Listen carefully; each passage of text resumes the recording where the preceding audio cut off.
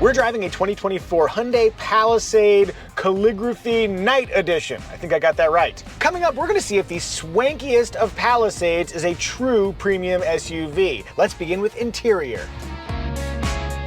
The interior is kind of monochromatic, but there is such a nice variety of textures. Shiny black plastic, which I normally don't care for because it collects a lot of fingerprints and dust. But here it's been dressed up with stripes, which really hide that and make it look fancy. There's covered storage here, which offers a wireless charger as well as a convenient USB port, drink holders that slide away. The storage bin up here, huge, and has a little insert for it. Underneath, there's a huge spot where you can store a purse. The under console storage area is also facilitated by the fact that they use this electronic drive selector. Took out the mechanical bits, made it electronic, made a little space for you to store your, what do you have, a croissant down there? I believe she ordered a chocolate croissant. I think chocolate croissant nook doesn't work well in a graphic. We'll just go croissant nook. The door storage is on the narrow side, but I do like this little spot where you can handily tuck a phone. Did you see the wheels in my head turning? I was like, did I say tuck a phone or? Sensi just waiting in the wings. Didn't do it, Sensi. I mentioned we're driving the Calligraphy Night Edition. It is a new trim for 2024. Basically, they took the fancy calligraphy trim and then added some black trim. Night Edition. The only other substantive change for 2024 is standard dual zone climate control. Cool. Talking about the seats, I'm comfortable over here though. When I originally sat in, I'm like, my gosh, these side bolsters are so narrow. And then I realized that on the driver's side, I have adjustable side bolsters, widened them out, and now I'm feeling good. The other calligraphy trim we drove last year had Napa leather seats, and this is kind of like a suede. I think they look and feel beautiful right now. Give us like 2 months in this car and they're gonna be covered in ramen and yogurt. Ew. It might be a myth. Oh no. Moving rearward, there are 8 passenger versions of the Palisade on the lower trims. and the higher trims, it's all second row captain's chairs. Second row functionality is very good. They slide and recline. Third row space, also very good. The foot to butt ratio is strong, adequate knee clearance. Kiddo, how did you like sitting in that third row? It was pretty comfortable. The height of the floor. Your little feet are able to touch the floor in that middle position. That seems pretty comfy. That third row is also very fancy in this Calligraphy Night Edition trim because we've got the power reclining rear seats. There's also USB-C ports back there and heated third row seats. In the second row, I like that there are USB ports really easily accessible in the back of the front seats. And I like that there are pockets on the side of those captain's chairs, so there's easy access walking between them for the third row, but still somewhere to store your rocks, if you're a kid. Our kid collects rocks. Kiddo, tell us what it's like to climb in and out of this vehicle.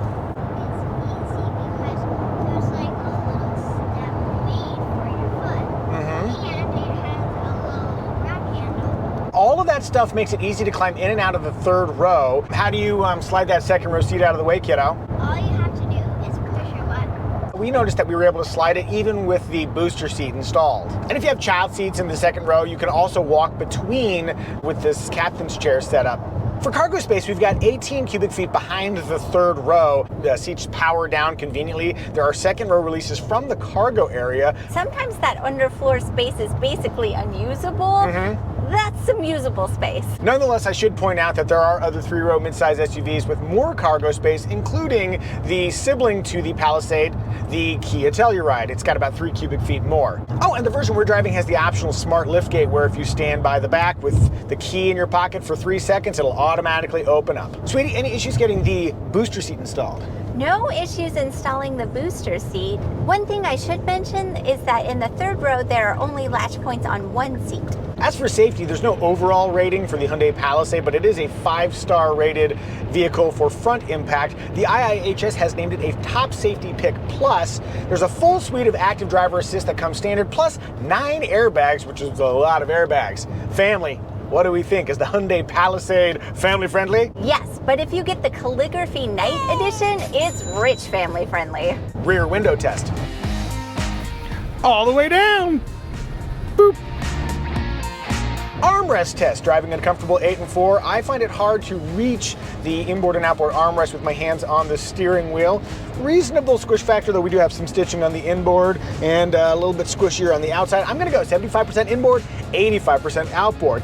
Hey, would you like to see more videos like this where we review cars as a family, plus the occasional helicopter adventure? If you would, you are welcome to subscribe, and if you really like our videos, you want to see them early, you can join our channel. Onward to style!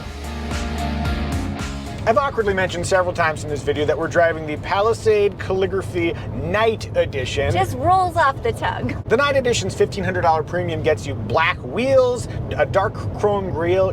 I said that like I'm trying to do a very, very poor Southern accent. And then also black roof rails. If I was to say, hey, I've got the new Palisade Calligraphy Night Edition, and I was like, go out and get it in the parking lot, what color do you think the vehicle would be? Oh, clearly white with black trim. Naturally! They do sell it in black, but if you want to spend an extra $450, you can also get it in hyper white. If you think your Night Edition vehicle should be black, then you might appreciate these black Osprey sunglasses from Flying Eyes. Flying Eyes are built with patented Braziliamide construction for pilots, making them lightweight, durable, bendable, and very comfortable under a headset. Whether you're a pilot or not, Flying Eyes are the most comfortable eyewear you'll ever wear, and they're available in a vast array of styles. If you're ready for sunglasses or prescription eyewear that's built to last, click the link in the description below to learn more about Flying Eyes. If you use the promo code Micah, you can save 10%. How do you like the design overall? The most interesting part to me is the face because of those faux headlights up front. They give it an almost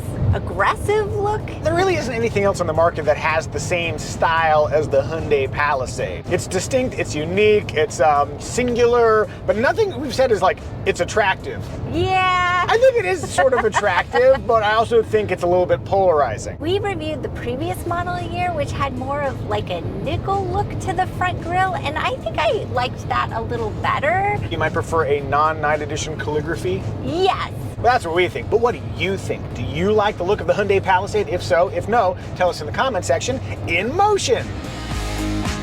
Normally we review cars in the mountains. Right now we're driving through suburbia, or well, I guess somewhere adjacent to suburbia, and ride quality is good. Here, really good bump. Let's see what happens over this thing. Not floaty, but floaty enough to really kind of mask the worst characters of the road there. Also pretty quiet. We did get some mountain driving time in, and I find the driving dynamics to be balanced. It turns, but doesn't go with a lively spirit. For propulsion, we've got an 8-speed automatic transmission that I just really haven't thought about, so it seems to be doing its job just fine, along with a 3.8-liter V6, and power is generally pretty good. I mean, maybe not the fastest SUV we've driven, but certainly capable to the job. And now I'm going 66 miles an hour. Let's just floor it and see what happens. Floored. Whee! Snappy response, good acceleration. That would get me around slower traffic. What's the speed limit here? Faster than whatever speed you saw me going. Although this is an all-wheel drive vehicle, as you may have intuited, the Palisade's not really meant for like off-roading. We do have 7.9 inches of ground clearance. For the likely use case, it's gonna be like, can we get up over that snow? And we know that because we had a bunch of snow and we drove it in the snow. I thought it did a very good job of navigating some slippery roads. And I'll add that we've got a few different modes to work with. Smart mode kind of figures it all out. I've been driving in comfort. I tried snow mode. I think what it's trying to do there is minimize the aggressiveness of the throttle so that you're not going to spin tires, but for me, I found it dampened my ability to sustain momentum or to gain speed when approaching a hill where I knew I would slip. I, as a driver, want to be a little bit more proactive to prevent moments where I need to slip, and I thought that kind of makes my job a little bit harder. But hey, if you've got a very aggressive accelerator foot, it might work for you. All right, that's what I think, but what does Sweetie think? Sweetie's at the wheel, and we're in like a legitimate parking lot. How do you find its slow speed maneuverability? It's really light and easy to maneuver. Now, last time you drove the Hyundai Palisade, what was very interesting is you described it as feeling big. That stood in contrast to the Kia Telluride, which shares a platform, which you described as driving small. Do you still feel that sense of bigness? I think what it might be is that it's tough for me to tell where the edges of the vehicle are with the way the hood slopes down. Yeah. Also, just the way the dash is laid out is a lot of horizontal lines. A lot of what you feel in terms of mass is really just about visual cues. Go ahead and creep your way out, and if there's space, go ahead and floor it from a stop. Ooh. Do you feel like you got enough power to get out there in front of traffic? I do. And the way the power comes in is really enjoyable. How do you find visibility around? Visibility is fairly good with the exception of that thick C-pillar. If we were in the market to buy a 3-row midsize SUV, would you feel comfortable driving a Hyundai Palisade? I sure would. She sure would. I'm getting back in the driver's seat. In total, we have well-rounded road manners. Onward to remarks. Infotainment. We've got a 12.3-inch screen. Apple CarPlay and Android Auto come standard. They're both wired though, which is so weird to me. Make it wireless, please. I'm fine.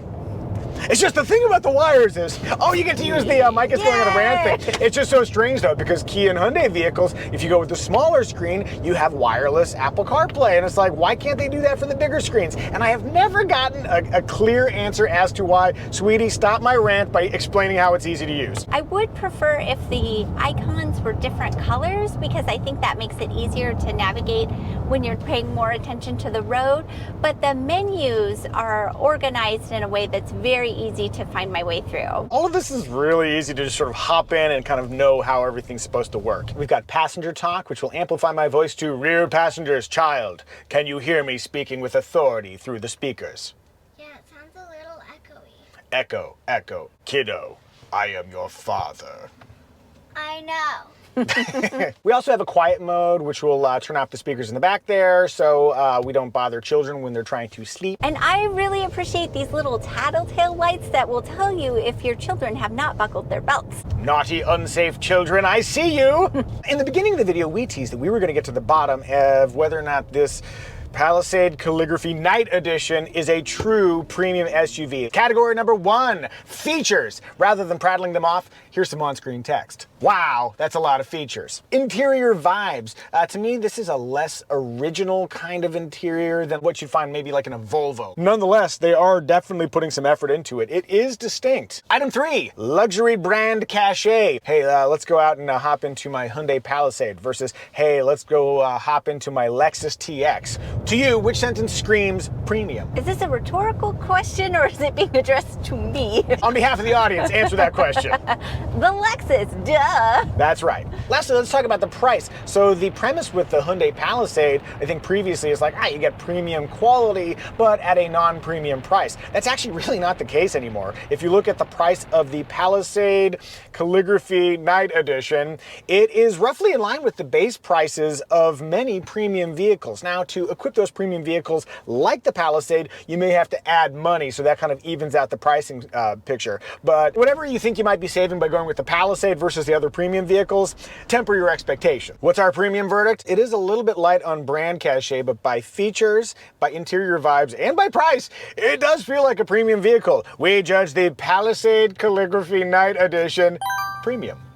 All right, let's talk engine choices. The only engine is a 3.8-liter V6 paired with an 8-speed automatic transmission. All-wheel drive costs an extra $2,000. And if you want to tow, it maxes out at 5,000 pounds. And no, there is no hybrid version of the Palisade. Sweetie. Yes? Will you share our trim recommendation? You're damn right I will. Our trim recommendation is which trim will give you the essential features you would regret not getting, but at the lowest possible price. The base SE trim comes with a lot of great stuff, including smart key access, a 10-year, 100,000-mile powertrain warranty, most of the essentials. But the SEL trim adds heated power front seats, faux leather seating, and a hands-free smart liftgate for a modest $2,750. And if you're ready to buy a Palisade of your very own, click the Kelley Blue Book pricing link in the description below. That's where you can learn what your current vehicle is worth and how much you should spend on a Hyundai Palisade. As for competitors, there is Hyundai's sibling, the Kia Telluride, the Toyota Grand Highlander, or also the Volkswagen Atlas. Did we miss any remarks? If so, tell us in the comment section.